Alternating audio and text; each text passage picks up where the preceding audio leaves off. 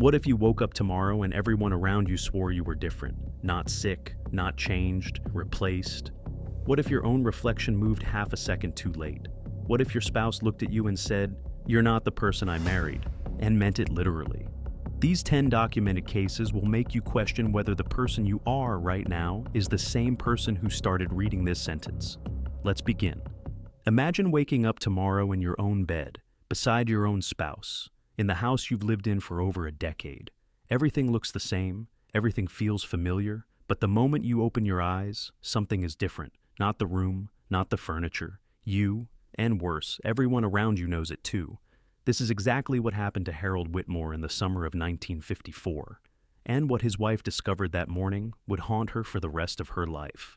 Harold was 34 years old, a machinist at Republic Steel in Canton, Ohio. He had been married to his wife Ruth for 11 years. They had 2 children, a modest home, and a life that was perfectly ordinary in every possible way.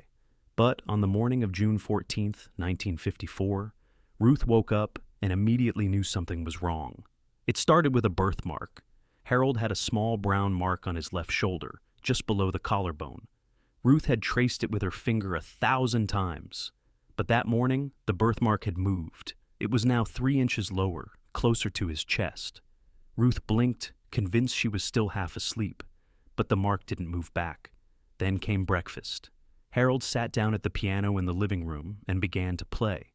Ruth froze in the doorway. Harold had never played piano in his life. He couldn't read sheet music, but there he was, fingers moving across the keys with the confidence of someone who had practiced for years. When Ruth asked him about it, Harold looked confused. He said he'd been playing since childhood. Over the following days, the inconsistencies multiplied. Harold called his mother by the wrong maiden name. He described details from their wedding that Ruth didn't remember, moments that never happened. He spoke about a car accident in 1951 that nearly killed him.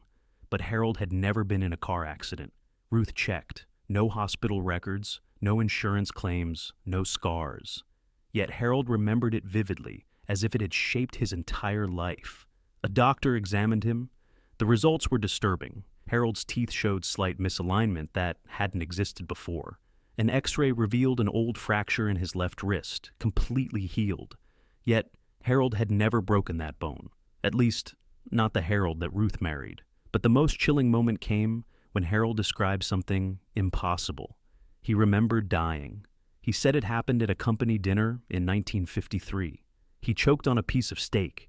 He remembered the panic, the gasping, the darkness closing in. He remembered everything going black. Ruth was terrified. She searched through Harold's belongings, desperate for answers. And in his wallet, she found something that stopped her heart. A newspaper clipping, yellowed and worn. Harold's obituary, dated June 1953. It described his death exactly as he remembered it. But the newspaper's format was wrong. The typography didn't match any Canton publication. It was as if the clipping came from a different version of the same city. Some researchers believe Harold experienced what they call timeline bleed, a phenomenon where 2 parallel realities momentarily merge. In one timeline, Harold died in 1953. In another, he survived. And somehow, during that brief overlap, the Harold who died was replaced by a Harold who hadn't. But if that's true, the question becomes deeply unsettling. Where did the original Harold go? Did he simply cease to exist? Or is he somewhere else, waking up in a world that isn't his own? Harold lived until 1987. To the outside world, he was a normal man who lived a normal life. But Ruth's private letters, discovered after her death in 2012, tell a different story. She never fully believed the man beside her was her husband. In one letter, she wrote words that still send chills down the spine of anyone who reads them. "The man beside me wears my husband's face, but his eyes belong to a stranger." Was Harold Whitmore replaced by himself from another timeline? Did Ruth spend 33 years living with a man who only looked like the person she loved? The answers died with both of them, but the questions remain. And trust me, that was only the beginning. The next case is even more disturbing. Picture this. You step into an elevator on the 4th floor of your office building. The doors close. You press the button for the 12th floor. 12 seconds later, you step out. But something is wrong. You're on the 7th floor. Your tie is a different color. Your watch is on the wrong wrist. And there's a scar on your face that wasn't there when you walked in. This isn't a hypothetical scenario. This is exactly what happened to a man named Kenji Morimoto, and it was all captured on camera. Kenji was 41 years old, a financial analyst working in a corporate tower in Osaka, Japan. On March 3, 2019, at exactly 2:47 in the afternoon, he entered the elevator alone on the 4th floor. The building's security system recorded everything from multiple angles. The footage shows Kenji stepping inside, pressing the button for floor 12, and standing calmly as the doors slide shut. Nothing unusual, nothing strange, just a man riding an elevator. But 12 seconds later, the elevator stopped unexpectedly on the 7th floor. The doors opened, and Kenji stepped out. Except, something had changed. His navy blue tie was now dark gray.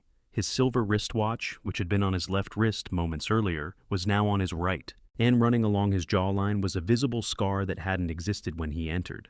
Kenji walked to his desk as if nothing had happened. When coworkers asked why he got off on 7, he looked confused. He insisted he had gone directly to 12. He had no memory of the stop, no memory of the scar. When someone pointed it out, he touched his face and said he'd had it for years. Building security reviewed the footage frame by frame. There were no cuts, no splices, no signs of tampering. But at exactly second 6, the interior camera showed something strange. A brief flicker, a single frame of distortion, like a glitch in the recording. Digital cameras don't splice that way. There was no explanation. Kenji's wife was contacted. She confirmed what everyone feared. Her husband had never had a scar on his chin, not when they met, not when they married, not that morning when he left for work. She had kissed his face goodbye. The skin was smooth. Over the following weeks, Kenji's coworkers noticed other changes. He spoke with a slightly different dialect, using regional phrases he had never used before. He referenced projects he had never worked on. He avoided his favorite lunch spot entirely, walking past it as if it didn't exist. When someone mentioned it, he said he'd never heard of the restaurant. 3 weeks later, Kenji visited his dentist for a routine checkup. The dentist noted something unusual in his records, a filling in his lower molar that appeared years old. But according to Kenji's previous visits, that filling didn't exist. It had never been done. Yet there it was, fully healed, as if it had always been part of his mouth. Disturbed by the mounting inconsistencies, Kenji quietly requested a DNA comparison with his children. The results confirmed he was their biological father. But a genetic marker that had appeared in his 2015 physical examination was now completely absent. The marker hadn't changed. It had vanished, as if the man who had that marker no longer existed. Some researchers call this phenomenon soft replacement. Unlike dramatic disappearances or sudden arrivals, soft replacement happens seamlessly. One version of a person is phased out while another version phases in. The transition is so smooth that no one notices. The elevator, they believe, may have passed through a fold in space-time, a wrinkle where two realities briefly touched, and in that 12-second window, one Kenji was swapped for another. Kenji Morimoto still works in that building today. He takes the stairs now, every single day, no matter how many floors. When someone once asked him why, he paused for a long moment before answering. "I already arrived once," he said quietly. "I'm afraid of where I might arrive next." Did a man enter an elevator and cease to exist?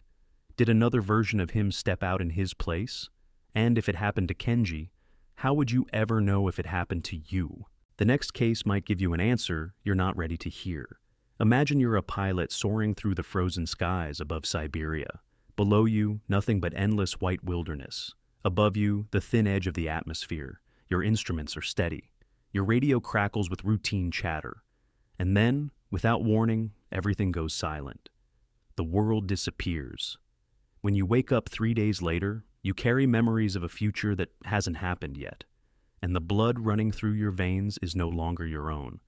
This is the story of Major Viktor Sorokin, and what he brought back from his disappearance would terrify Soviet officials for decades. Viktor was 29 years old, a decorated test pilot stationed at a classified facility near Novosibirsk. On October 17, 1962, he took off for a routine altitude test. The mission was simple: climb to 43,000 feet, Run diagnostics, return to base. But at exactly 43,000 feet, Victor's radio went dead. No distress signal. No mayday call. Just silence. Search teams scoured hundreds of kilometers. They found no wreckage, no parachute, no trace of the aircraft. Viktor Sorokin had vanished into the frozen sky. 3 days later, on October 20th, a disoriented man stumbled out of the Siberian forest, 200 kilometers from Victor's flight path. He was uninjured, his flight suit was intact, and his face belonged to Major Viktor Sorokin. But when officers debriefed him, Victor insisted only 6 hours had passed. 3 days had vanished from his perception entirely. Then he began talking about things that hadn't happened yet. Victor described in precise detail a nuclear disaster at a power plant called Chernobyl. He named specific engineers. He sketched the reactor's design. He described the explosion, the evacuation, the spreading radiation. Soviet officials listened in stunned silence. The Chernobyl plant didn't exist in 1962. Construction wouldn't even begin for another decade. Yet, Victor spoke about it as if he had watched it happen with his own eyes. Medical examinations revealed something even more disturbing. Victor's blood type had changed. Before the flight, his records showed A positive. Now, he was O negative, a biological impossibility. His fingerprints matched. His dental records matched. But X-rays showed healed fractures in bones that had never been broken. The man sitting in front of them looked exactly like Viktor Sorokin, but his body told a different story. Under interrogation, Victor made a chilling claim. He said he had lived an entire life, a different life, in a different version of the Soviet Union. He described working as an aerospace consultant, watching the nation collapse, seeing the Berlin Wall fall. He said he died in 2004 in a car accident on a Moscow highway. He remembered the impact, the glass shattering, the darkness closing in. And then he woke up in the Siberian forest, young again, with no idea how he got there. Before his discharge, Victor wrote a sealed letter and handed it to his commanding officer. Inside was a single sentence, a date, December 26, 1991. He said it was the day the Soviet Union would cease to exist. The letter was locked away and forgotten, until 1992, when officials opened it and discovered Victor had been right to the exact day. Soviet scientists developed a theory they called temporal echo. At extreme altitudes where electromagnetic anomalies interact with cosmic radiation, space-time itself could fold. A pilot passing through such a fold might not just disappear, he might be replaced. The original Victor, they believed, died somewhere above Siberia in 1962. The man who walked out of the forest was Victor from another timeline, a timeline where he had already lived an entire life. A timeline where he had already seen the future. Victor was quietly discharged in 1965 and vanished from public record. But declassified KGB documents released in 2019 contain a single handwritten note buried in his file. The words are simple, but they carry a weight that echoes across decades. Subject Sorokin continues to remember futures that have not yet occurred. Observation ongoing. Did Viktor Sorokin return from his flight?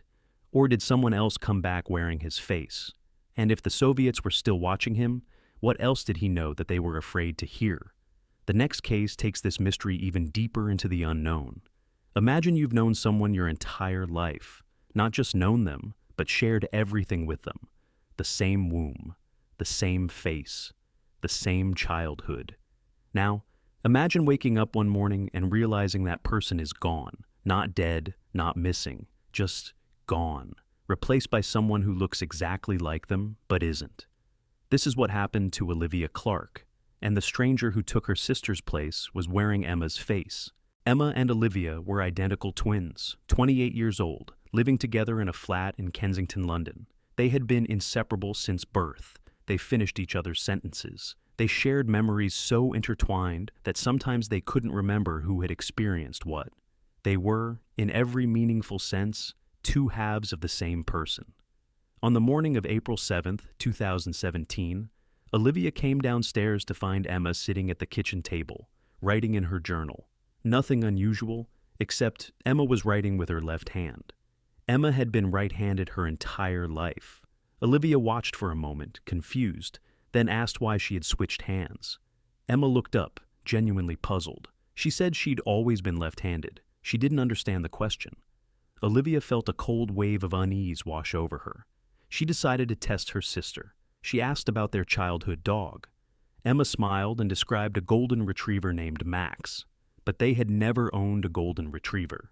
Their dog was a beagle named Chester. Olivia asked about their grandmother's funeral. Emma described the church, the flowers, the readings. But their grandmother was still alive. The funeral Emma remembered hadn't happened yet. Then Olivia noticed something that made her blood run cold. On Emma's ankle, just above the bone, was a small Celtic knot tattoo, dark ink against pale skin. Olivia had never seen it before. Emma had no tattoos. She was terrified of needles. Yet there it was, fully healed, as if it had been there for years. Olivia contacted their parents. They confirmed Emma had always been right-handed. They confirmed there was no tattoo. They confirmed every memory Emma now carried was wrong. Desperate for answers, Olivia collected hair samples from Emma's brush and sent them for DNA analysis.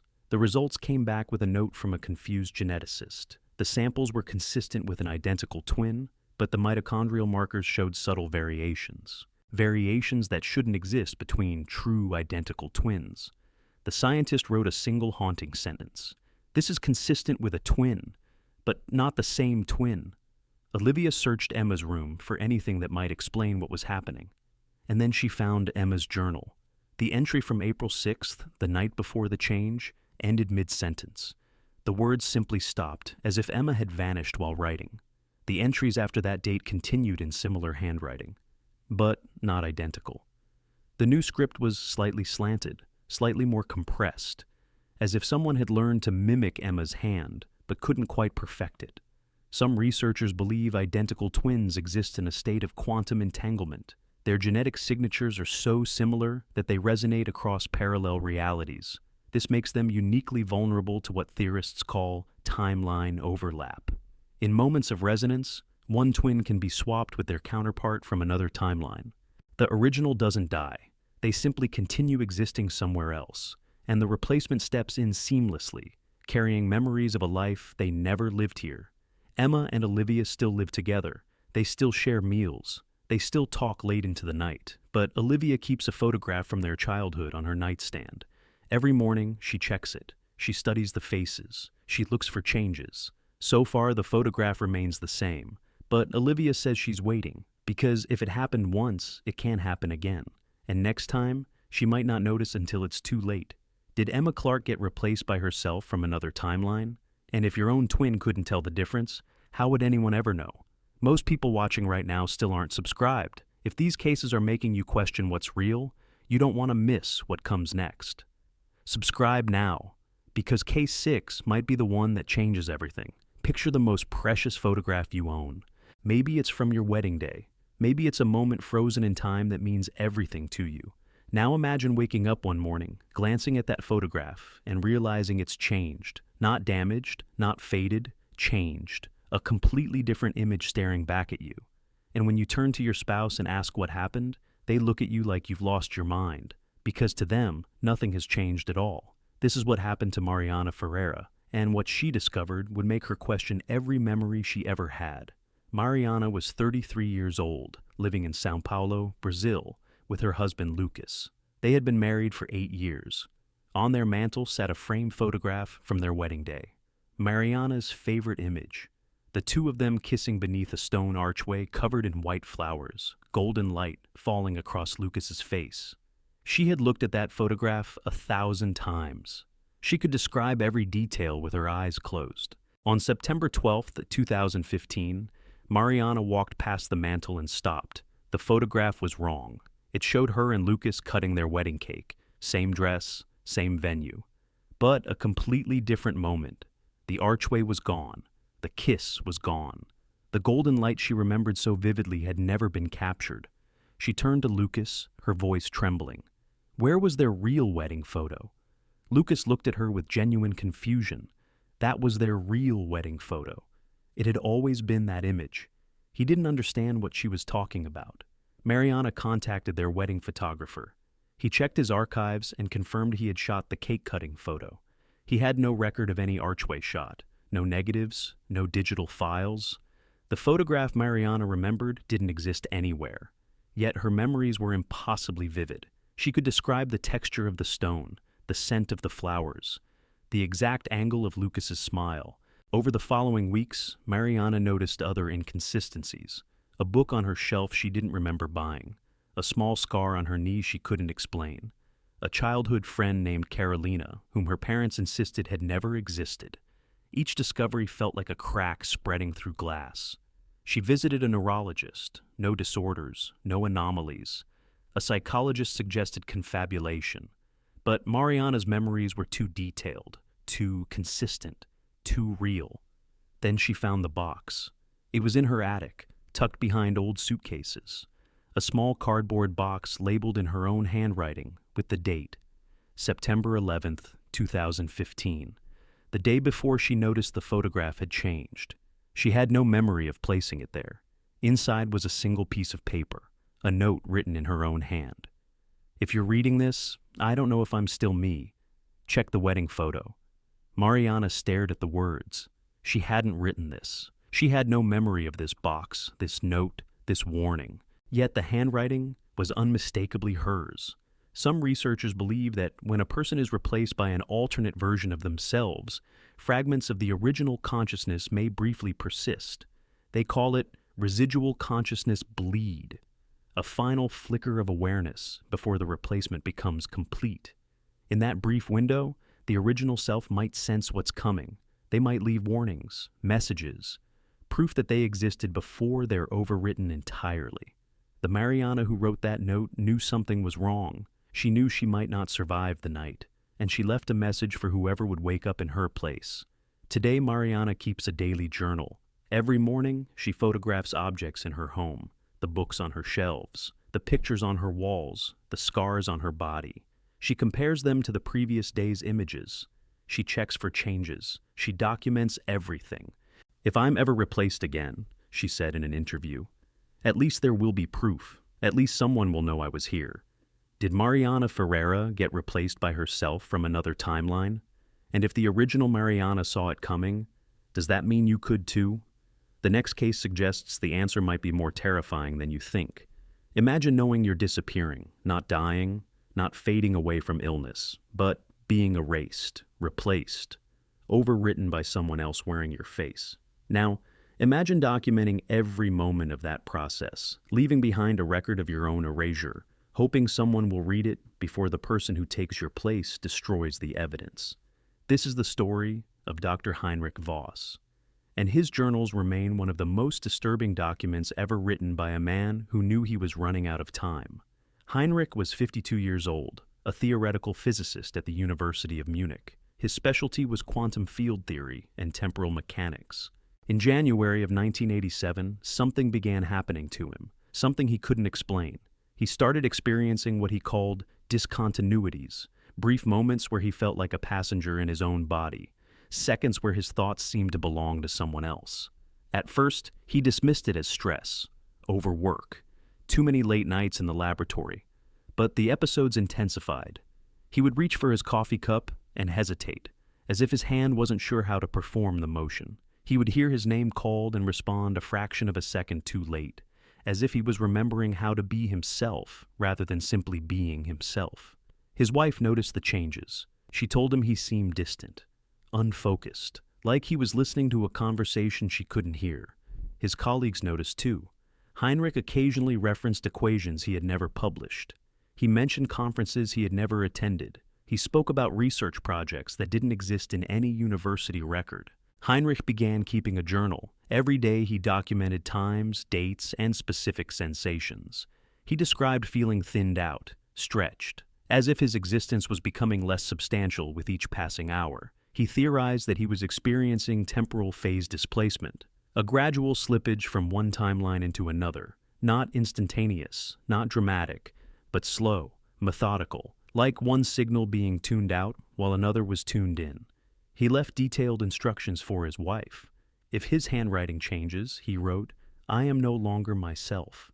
If my preferences shift, if I forget your mother's name, if I sleep on the wrong side of the bed, then the process is complete. The person beside you will look like me. but he won't be me. On March 14th, 1987, Heinrich sat down to write his evening entry. The words came slower than usual. His hand felt heavy. The air in the room seemed thick, resistant. He wrote one final incomplete sentence. The sensation is increasing. I feel as though I am standing beside myself, watching as... The sentence ends there, mid-thought, mid-word.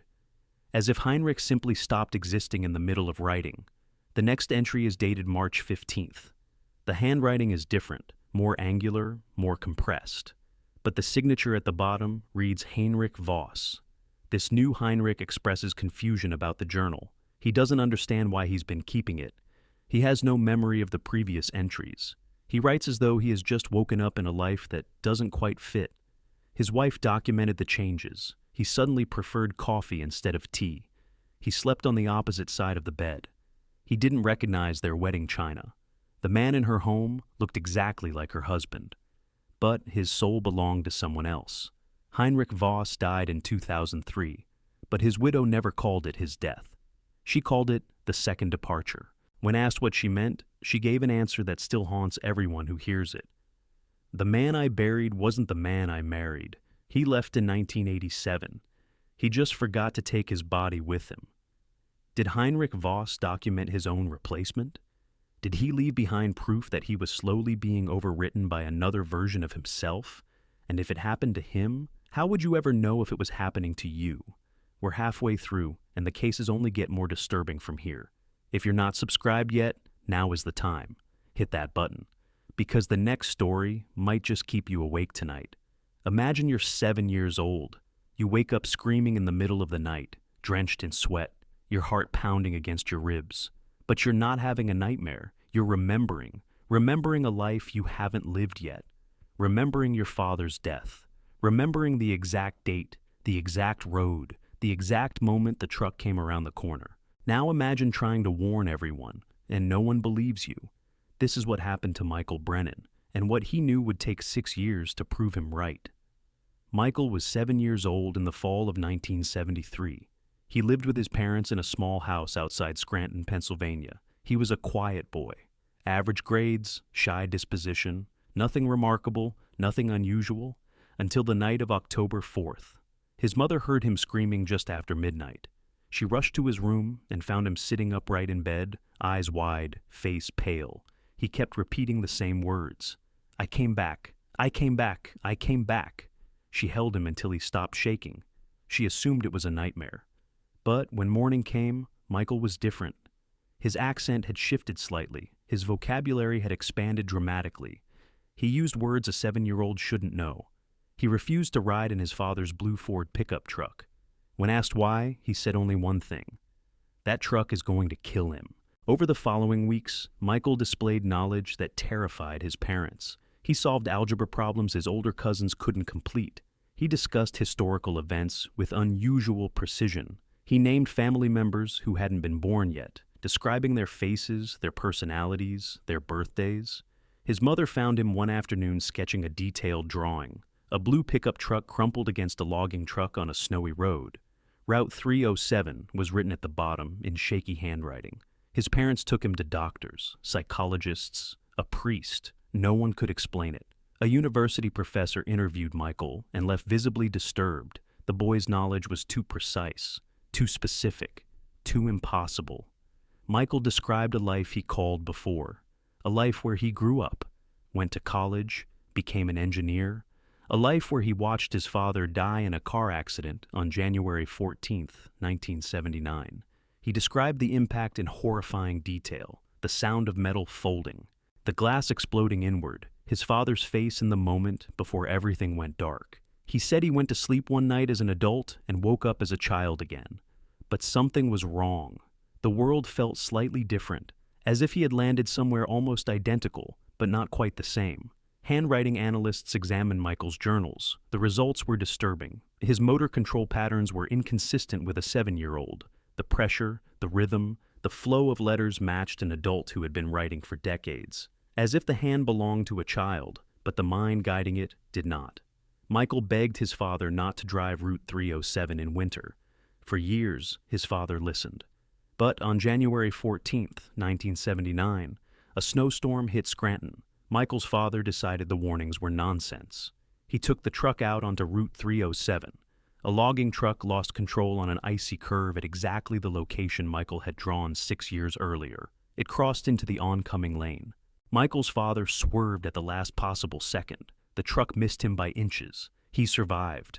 But when he returned home, shaking and pale, he told his wife something that made her blood run cold. He said he heard Michael's voice screaming at him to turn the wheel. But Michael was miles away at school. Some researchers call this reverse temporal displacement. The theory that consciousness can be thrown backward through time, replacing a younger version of itself. Perhaps the adult Michael from another timeline died in that crash, and his consciousness, desperate to survive, leaped backward into his own childhood in a parallel world, carrying memories of a future that hadn't happened yet, trying to change what he knew was coming. Michael is in his late 50s now. He refuses to discuss what happened, but neighbors say he still won't ride in blue pickup trucks. And every January 14th, he stays home and sits by the window, watching the road, waiting. Imagine spending your entire career searching for the past, digging through layers of earth and time, brushing dust from bones that haven't seen light in millennia. Now, imagine uncovering a tomb that's been sealed for 2,000 years. You open it, you look inside, and staring back at you is your own face, your own skeleton. Wearing a ring you're currently wearing on your finger. This is what happened to Dr. Lin Xiaoming, and what she found in that tomb would shatter everything she believed about time, death, and herself. Lin was 36 years old, a respected archaeologist based in Chengdu, China. In the summer of 2008, she was leading an excavation of a Han Dynasty burial site in Sichuan province. The tombs dated to approximately 50 BCE. Standard work. Routine procedures, until her team broke through a sealed chamber hidden within a larger burial complex. A tomb within a tomb. Inside lay a single skeleton, female, well-preserved, nothing unusual at first glance. But as Lin began her examination, the details stopped making sense. The teeth contained composite fillings, modern composite fillings, materials that wouldn't be invented for another 2,000 years. Lin checked and rechecked. The fillings were real, expertly placed, completely impossible. Then she noticed the ring, a jade band on the skeleton's right hand, pale green with subtle darker veins running through the stone. Lin's breath caught in her throat. She looked down at her own right hand, at the ring her grandmother had given her when she turned 18. The same ring, the same exact ring, same size, same pattern, same faint chip on the inner band that she had never bothered to repair. Facial reconstruction software processed the skull's measurements and produced an image that made Lin's team fall silent. The face that emerged was hers, not similar, not resembling, hers. The same bone structure, the same proportions, the same face she saw every morning in the mirror. Medical analysis revealed more impossibilities. The skeleton's left femur contained a titanium pin, the same surgical pin that Lin had received after a skiing accident in 2003. The placement was identical. The model was identical. It was as if someone had transplanted her medical history into a body that died 2 millennia ago. DNA testing produced results that defied explanation. The ancient sample shared over 99% of genetic markers with Lin's own DNA, far beyond coincidence, far beyond ancestry. The bones in that tomb belonged to her. Carbon dating confirmed the skeleton's age. Approximately 2,000 years old. No contamination, no error. The bones were genuine antiquity. Then researchers found a small ceramic box near the skeleton's hand. Inside, impossibly preserved, was a piece of paper, written in modern Mandarin, using simplified characters that weren't standardized until 1956. The note contained a message that still haunts everyone who reads it. I found my way back, but not far enough. This is my 3rd attempt. If you're reading this, do not trust the water. Lin recognized the handwriting immediately. It was her own. Some researchers believe certain individuals become trapped in what they call temporal recursion, a loop where consciousness is repeatedly displaced through time, dying in the past while resetting again and again. Each death becomes another attempt. Each attempt ends in another ancient grave. The note said, "Third attempt." That means, somewhere, in tombs not yet discovered, 2 more versions of Lin Xiaoming might be buried, 2 more skeletons wearing her face, 2 more failed journeys through time. Lin took a leave of absence in 2009. She never returned to the excavation site. Colleagues say she became obsessed with water. She avoided rivers, lakes, wells. Even heavy rain made her anxious. The note had warned her, and she wasn't going to ignore a warning written in her own hand. She told a friend something that captures the horror of her discovery perfectly. "I don't know how many of me there have been. I only know I don't want to be the next." Did Dr. Lin Xiaoming find evidence of her own death 2,000 years in the past? Is she destined to become another skeleton in another sealed tomb? The next case suggests the boundaries between death and replacement might be thinner than anyone imagined. Imagine burying someone you love, standing at the funeral, watching the casket close, scattering the ashes and saying goodbye forever. Now, imagine 3 years later, your front door opens, and the person you buried walks in. Same face, same voice, same memories, but also memories of dying, memories of their own funeral, memories of watching you grieve from somewhere they can't explain. This is what happened to the Mercer family, and the man who came back brought questions no one could answer. David Mercer was 42 years old, an accountant living in Toronto, Canada. On March 3, 2013, he suffered a massive heart attack at his office. Paramedics arrived within minutes, but David was pronounced dead en route to the hospital. His wife Sarah identified the body. His brother confirmed it was him. On March 9th, David Mercer was cremated. His ashes were placed in an urn on the family mantle. His children, ages 8 and 11, learned to live without their father. 3 years passed, the family healed, the children grew.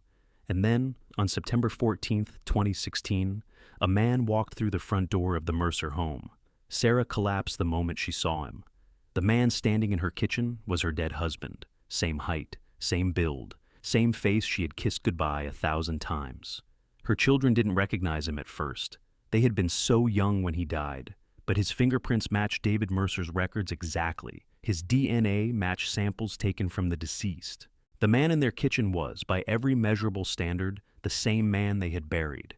David remembered everything: their wedding, their children's births, the passwords to their accounts, the location of the spare key hidden under the 3rd flagstone. But he also remembered dying. He described the heart attack in vivid detail, the crushing pressure in his chest, the ambulance sirens fading, the sensation of his consciousness detaching from his body like a hand slipping out of a glove. He said he spent 3 years in absence, not darkness, not dreams, something else. A state where he could observe but not interact. He watched his family grieve. He watched his children grow. He watched Sarah cry alone in their bedroom. And then one day, he pushed back in. He woke up 3 blocks from his home, wearing clothes he didn't recognize, with no idea how he got there. Police investigated but found no explanation. Hospital records confirmed David Mercer died in 2013. The cremation was documented. The ashes on the mantle were tested. They were human remains. They were his remains. And yet here he was, standing in the same room, breathing, speaking, alive. Then the family discovered a video. Hidden in the files of David's old phone was a recording dated March 2nd, 2013, the day before his death. In the footage, David looks directly at the camera. His face is pale. His hands are shaking. He speaks in a voice tight with urgency. "If this works, I'll be back. If you're watching this, I made it. But I don't know if I'll be the same." No one in the family remembered him recording this video.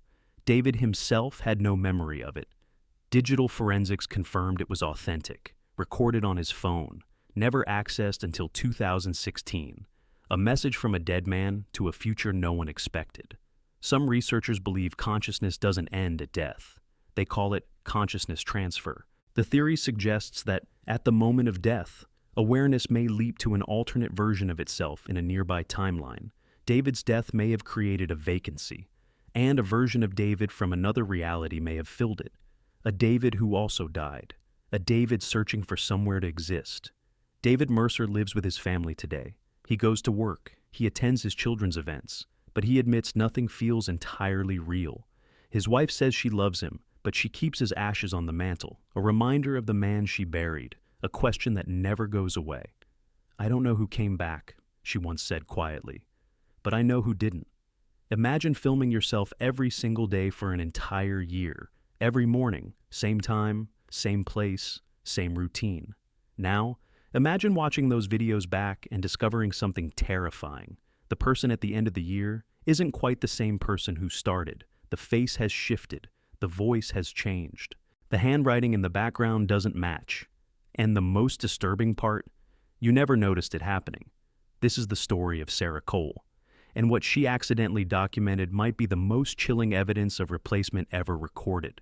Sarah was 29 years old, a graphic designer living in Austin, Texas. On January 1st, 2021, she decided to start a daily video diary, a simple mental health exercise. Every morning, she would record a short clip, just a few minutes, her thoughts, her plans, her reflections. Nothing elaborate, nothing suspicious, just a woman talking to her camera. The first few months were completely ordinary, morning routines, coffee cups, casual observations about work and weather. But when Sarah shared her completed project online in 2023, viewers noticed something she had missed entirely. Something that started around day 47 and grew worse with every passing week. Subtle changes at first. Her hair part shifted from left to right. Her vocal pitch dropped slightly. Her handwriting on whiteboards in the background became more angular, more compressed.